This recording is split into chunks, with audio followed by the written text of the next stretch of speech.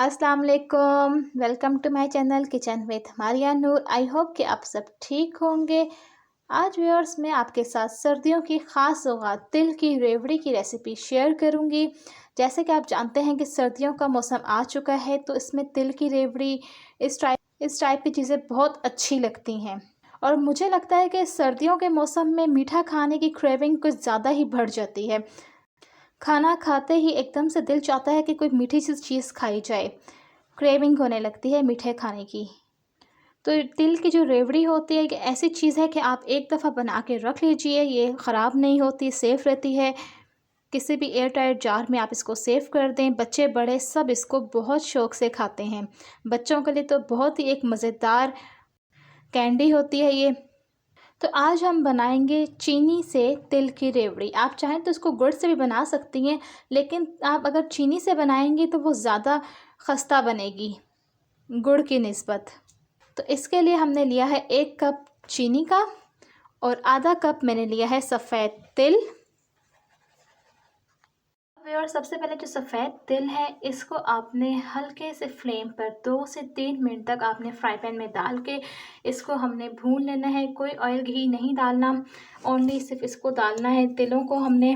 इससे ये होगा कि ये ज़रा फूल से जाएंगे और ये क्रिस्पी हो जाएंगे। अगर आप इसको इस तरह सेक नहीं लगाएंगे 2-3 मिनट का भुनाई का, नहीं तो फिर ये फूलेंगे नहीं और क्रिस्पी नहीं होंगे। 2 से 3 मिनट के लिए आपने इसको बिल्कुल हल्के फ्लेम पे रखना है। चम्मच आपने लगातार हिलाते जाना है, बस इसको हल्का सा सेक लग जाए ताकि ये जो है फूल जाएं, थोड़े से और क्रिस्पी हो जाएं। ये देखिए व्यूअर्स, इसको मैंने 2 से 3 मिनट के लिए भूना है। इसको हमने रोस्टेड नहीं करना, बस हल्का सा आपने भूनना है। आपने देखा होगा कि ये देखिए हल्के हल्के से फूल गए हैं।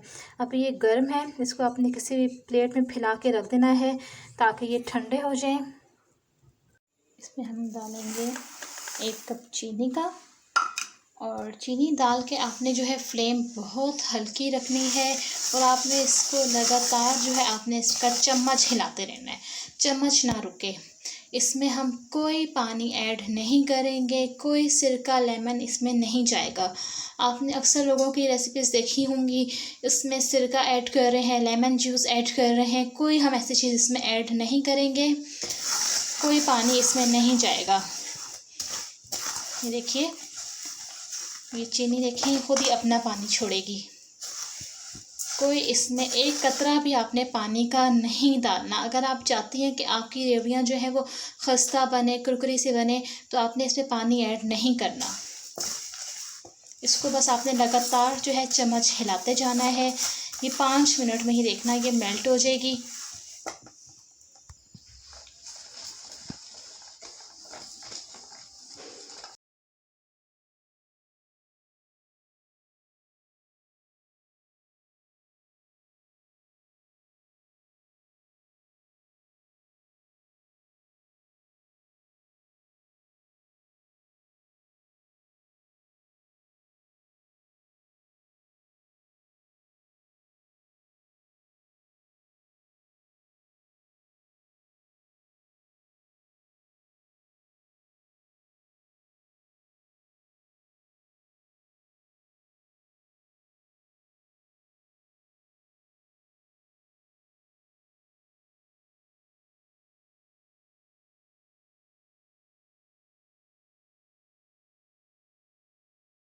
अब व्यूअर्स, आपने इसमें 4 से 5 अदद इलायचियाँ लेनी है। इलायचियों के आपने जो है वो छिलके रिमूव कर देने हैं। जो अंदर दाने हैं इसके ब्लैक, वो आपने बारीक इसमें पीस के डालने हैं।